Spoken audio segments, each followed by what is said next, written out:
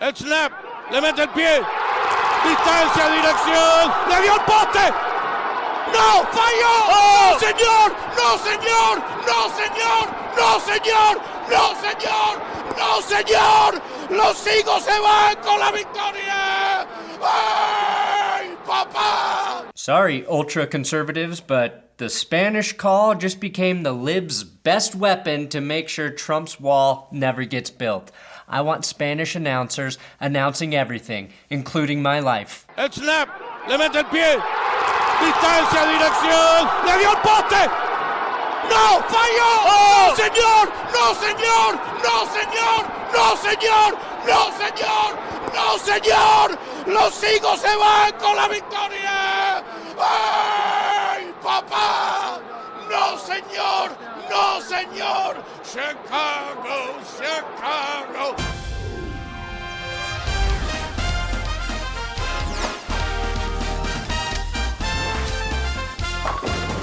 Welcome to That's Good Sports. I am Brandon. I think the Bears and Ravens have the best defense in football, Perna. Well, that's what I thought until I learned that James Harden is actually the best defensive player in the NFL. James Harden right now looks like the best offensive player in football. You know, every time I listen to Stephen A. Smith, I learn something new. James Harden being the best defensive player in the NFL explains why both the Ravens and Bears lost this weekend.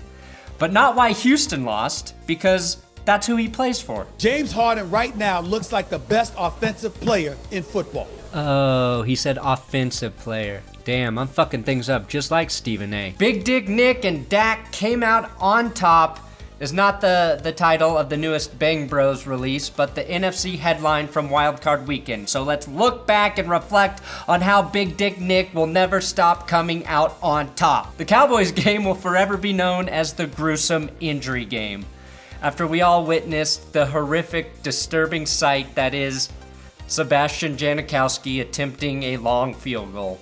Tom Brady, Adam Vinatieri, and Janikowski are 40 years or older.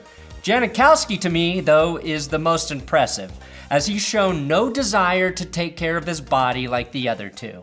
That's not a joke. I will always root for the guy who appears to give the least amount of fucks in relation to diet and exercise. Now, Cowboys fans wonder why everyone else hates them. This is why. You're too stupid to realize the tickets you buy to the game have assigned seating. Unless it's the year 2001 and Jerry Jones announced they're opening a Krispy Kreme in Jerry World, this makes no sense to me. But hats off to your hot boys because they manhandled Seattle. They got back to playing Dallas Cowboy football. They got back to playing Dallas Cowboys football and started rolling. Is there a more contrived saying in sports? Running the football well is not Dallas Cowboys football. That's just football. I wish they would cross it over a bit though, and say something like, and that's when the Dallas Cowboys got back to playing good old-fashioned Miami Dolphin football. Call me old-fashioned though, but it's only Dallas Cowboys football if one of their wide receivers gets busted in a hotel room with cocaine and topless dancers, or if one of their offensive linemen gets caught with 213 pounds of weed in his car. It's not a crime if the total weight of your drugs is less than your body weight. And Nate Newton, at 300 plus pounds, was well under the legal limit. It's not Dallas Cowboys football unless Roger Goodell is sliding his hand down Charles Haley's knee and inner thigh? Which, by the way, is the first move Goodell has made that I fully endorse.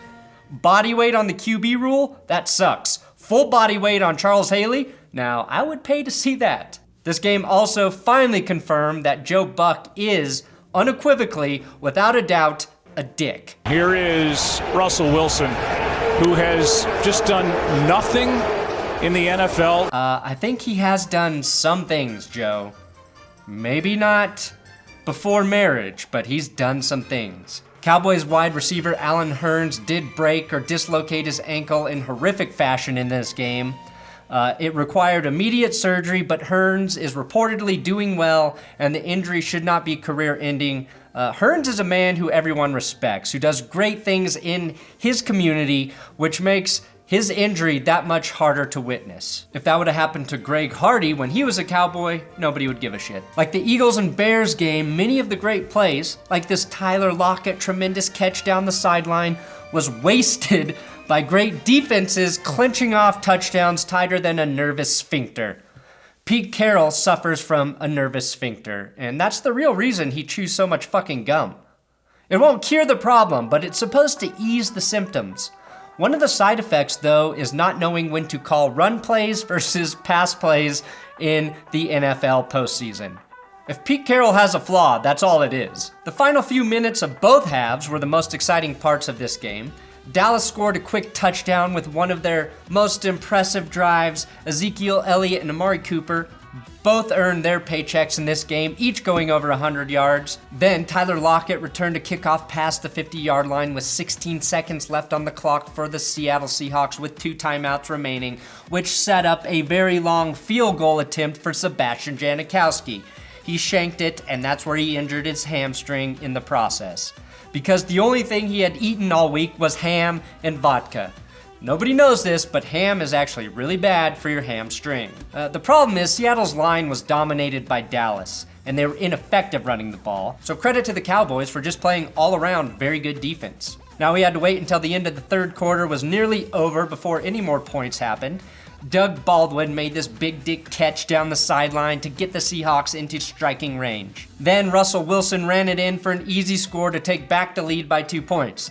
Janikowski again injured, which sort of forced Seattle to just go for the 2-point conversion for the rest of the game because they drafted an Australian punter who can drop kick it with ease but has no clue how to split the gooch. Even in a deficit, Dak Prescott wasn't sweating because he doesn't have any sweat glands, and the offense scored again to take back the lead. The Cowboys, playing symmetrically, truly balanced playoff football, forced Seattle into a position where they would need a miracle to win, which they almost did by getting back within 2 points, and in classic Schottenheimer fashion, the Seahawks didn't really unleash the playbook until they absolutely had to.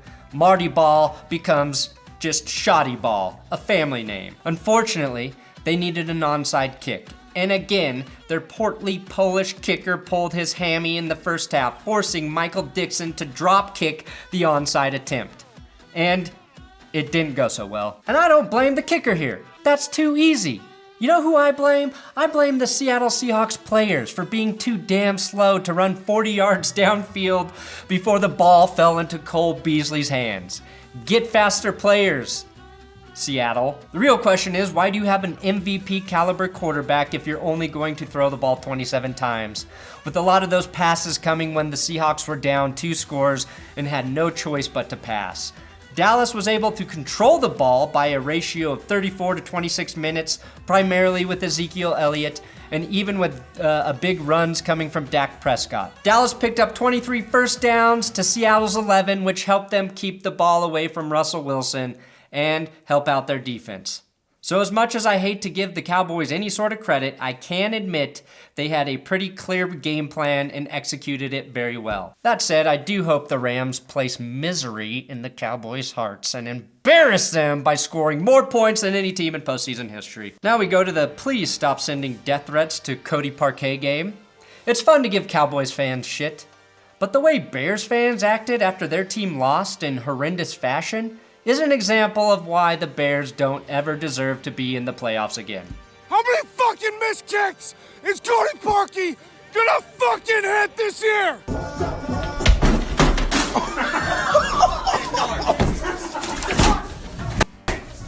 Are you fucking kidding me? Nick fucking Foles? Are you fucking kidding me? Hey, let him tackle him. This game did consist of a lot of nothing until rookie linebacker Roquan Smith picked off Nick Foles in the first half. Michael Bennett kept the ensuing Bears drive alive with a stupid personal foul on Kyle Long. Or were the refs stupid for flagging 2 brothers just horsing around? Sure, Bennett and Long aren't brothers, but both of their brothers played/play in the NFL. This is just how brothers roughhouse. The next play for the Chicago Bears was this beautiful pass to Tarik Cohen in the middle of the field. When your running back looks like he's running a route like a wide receiver, you know you've got a special player, which makes Matt Nagy deserving of a lot of blame for only getting the ball in Tarik Cohen's hands 4 times in this game. The Bears then tied up the game at 3-3. It looked like we were going to get another low-scoring game here, And that's true. But in the playoffs, you have to learn to appreciate these kinds of games. How do you do that exactly? By constantly reminding yourself of the impending doom that is the reality of knowing there will be no football 1 month from now, and by remembering, even in defensive-dominated games, the final few minutes will almost certainly be worth the wait, even if your team seems out of it. It is January 7th, 2018. Sorry, 2019. Who is still saying 2018? Don't you hate when the year crosses over and you keep writing the old year even though it's the new year? I make that mistake all the time. It is 2019, and one thing is still certain in the NFL. NFL officials don't know what a catch is. Al Michaels asked Terry McCauley if the refs pretty much were making it up as they went along, and he agreed, which doesn't speak very well to the current state of officiating in the NFL. I'm sure Roger Goodell and Charles Haley are working on coming up with a solution that will satisfy us all. Kicker Cody Parkey made the game 6-3, and then Nick Foles drove down the field and found the end zone on a 10-yard touchdown pass to Dallas Goedert, in which the Bears only had 10 players on the field. The Broncos interviewed Bears defensive coordinator Vic Fangio the day after this game, and I have to think they might have asked him why he opted to not use all 11 players that the rules allow for. Just something to think about. Mitch Trubisky deserves a lot of credit. He hit 2 huge passes before the final drive. First, a bomb to Allen Robinson for 45 yards that set up the third Cody Parkey field goal to make it 10-9. Remember, Bears fans, Cody Parkey accounted for 9 of your 15 points, and at no point prevented you from scoring touchdowns throughout the game. Then Trubisky flicked a rainbow to Joshua Bellamy for 34 yards before finishing the Bears' only touchdown drive with a 22-yard touchdown pass to Allen Robinson, who fought through pass interference to make the catch in the end zone. Again, Parkey will get all the blame for the loss, but the Bears did have a chance to ice the game up 15-10, and they promptly went 3-and-out, which allowed the Eagles to get the ball back with more than enough time for Nick Foles and the Eagles offense. Now in the final 2 minutes with the Eagles on the goal line, the Bears opt to not call a timeout at first with 3 in the bank. It makes all too much sense when you realize that Matt Nagy comes from the Andy Reid coaching school, where Reid accidentally spilled barbecue sauce all over the clock management chapter of the coaching handbook, and then ate said section of the delicious coaching handbook. In hindsight, that didn't really matter because the Eagles scored on 4th down. At this point, you have to wonder what's bigger, Nick's dick or Nick's balls. He dropped his release to a 3/4 sidearm in a beautiful tribute to Phillip Rivers and hits Golden Tate at the pylon for a touchdown. Big Dick Nick to Golden Tate. It sounds like a sex maneuver, but it's the play that gave the Eagles the lead. Had the Bears stopped Philly on that goal line series, it would have been one of the greatest defensive stops in postseason memory. If only they were playing against Pete Carroll. Blame should go all around though. The Bears offense goes 3-and-out, the Bears defense gives up a 4th quarter touchdown, and the Bears kicker misses a field goal where the ball was actually tipped. I do credit the Bears though for stopping the 2-point conversion, which gave us the best soundbite of the postseason.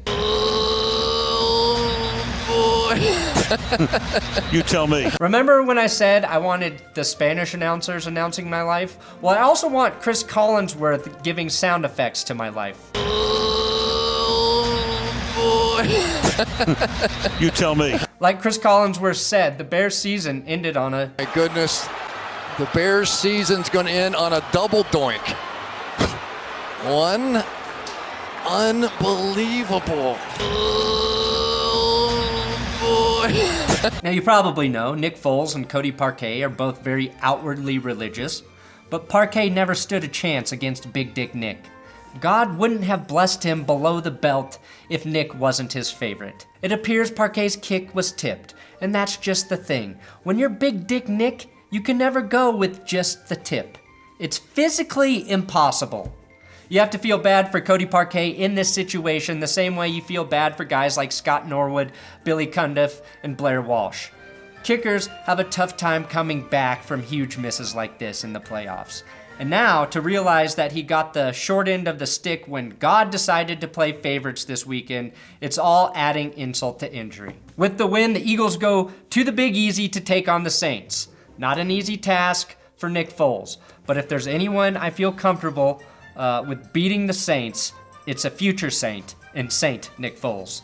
Thanks for watching another episode of That's Good Sports NFC Wild Card Recap Edition. Please check out the AFC Recap Edition. That should be up next. I'm on Twitter, @BrandonPerna, Instagram, @BrandonPerna, if you care to follow me there. Big shout out to @WillKey6 for helping me grind through these recaps this weekend. Football.